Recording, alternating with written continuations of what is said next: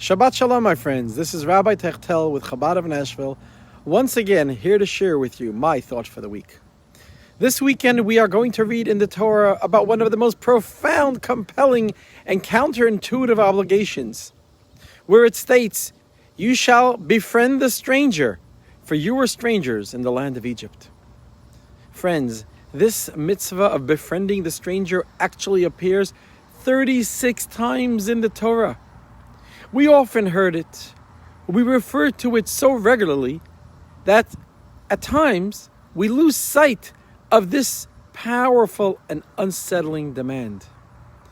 Too often we have tamed this mitzvah to fit our needs rather than confront the profound and gracious imposition that it places upon us. So today, I ask of you to listen to this command of befriending the stranger with fresh ears, with ears of our ancestors, with ears of the people whom communal identity was fundamental to their existence. This commandment to befriend the stranger tells us to go everything that our instincts teach us.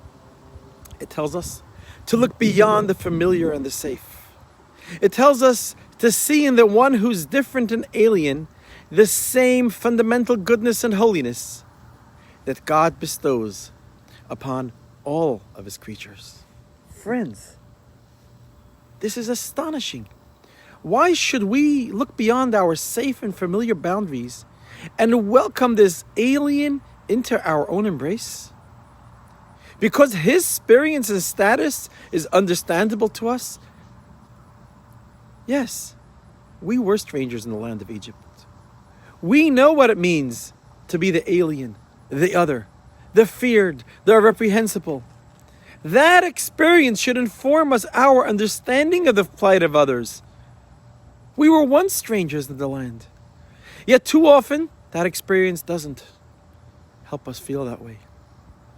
You see, our understanding of befriending the stranger, the mitzvah, is actually rooted in the Egyptian experience. For we must experience pain and angst of the exile, of the wilderness of our soul. For without experiencing that, we could never truly be redeemed. It is only in our wandering and our wrestling and the challenges of our life that we can appreciate redemption and grace that God affords us. For without exile, there is no grace and redemption. Without the stranger experience, there is no citizen. And our destiny is bound in the success of the stranger. And just as our own stranger experience, we were once strangers at the foot of Sinai, we also are to recognize that in every stranger there is a potential for a Sinai experience. It is our obligation to help, not to hinder, to open our hearts and not to harden them. This mitzvah of befriending the stranger demands of us. It challenges the very heart of who we are, to be willing to actively pursue, to embrace the experience of the stranger, to care for the stranger, because we were once strangers. In the words of the Torah, Gerim Heyitem, you were strangers. Is it any wonder many of us don't feel like we are ready to do it? Many of us sometimes feel a religious moment and we say, how could we do it? And we define strangers and in a different term. We say it's not for us. This commandment challenges each and every one of us, including me, to go beyond, to reach out, to extend a hand, to develop relationships beyond one's familiar turf, without any excuses. Many times we avoid the possibility of crossing paths with the strangers. We turn a blind eye and we say, you know what? I have enough of my own. I can't deal with this. Friends, this perspective dims the consideration to other strangers, to people that may be divorced, to people that are older and alone, to a single person, to a widow, to someone who knows no one, to a newcomer in the community. And there's always a reasonable excuse. We say, it's not for me. Who am I? Am I a social worker? I'm a simple person. I have enough on my plate. Comes along the Torah and tells us in the book of Exodus, don't do wrong to a stranger. Don't oppress him. For you were strangers in the land of Egypt. God tells you and I, we are responsible for the Gerim, for the strangers. Now you may say, so who is a stranger? Well, people think that the admonition not to mistreat strangers is directed at a certain group of people who have unique circumstances that qualify them as strangers. If you ask me, I think this directive is different. I would actually say a stranger is anyone in a social situation at times can feel like a stranger. A new kid in a class, a new guy in an office, or in fact any social situation, there is likely to be someone that feels like a stranger. And it doesn't have to be a new situation. It's just the inevitability of a social dynamics. When you think of it, with this thoughtful reply, we understand what it means to be a stranger to those whose place makes them feel like a stranger. Even if one feels like they're part of a community, sometimes they feel like a stranger.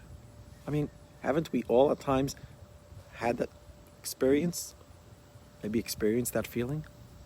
You see, this understanding of the mitzvah of befriending the stranger encourages us to look for the stranger in every situation and to respond supportively and caringly to them. It encourages us to see in the eyes of one who may feel alone, a newcomer, someone who may experience a tragedy, someone who broke up a relationship, someone who may have lost their job, their home, their dignity, etc. That means the stranger. It could be a lonely neighbor, a person who just looks different than you. These strangers, these people feel like strangers in a foreign land. These people, it is them that are to be treated not with scorn, but with loving kindness. You may say, why?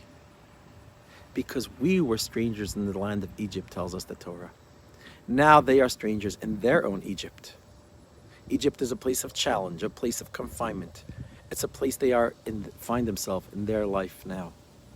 And it is now that God commands us, you and I, that we treat them with respect, with loving kindness, with decency. God commands us that we treat them in a way that makes clear that redemption is just ahead. Good days are ahead for them. So friends, the next time you see that stranger, you see the person that's different than you, in any myriad of ways, stop.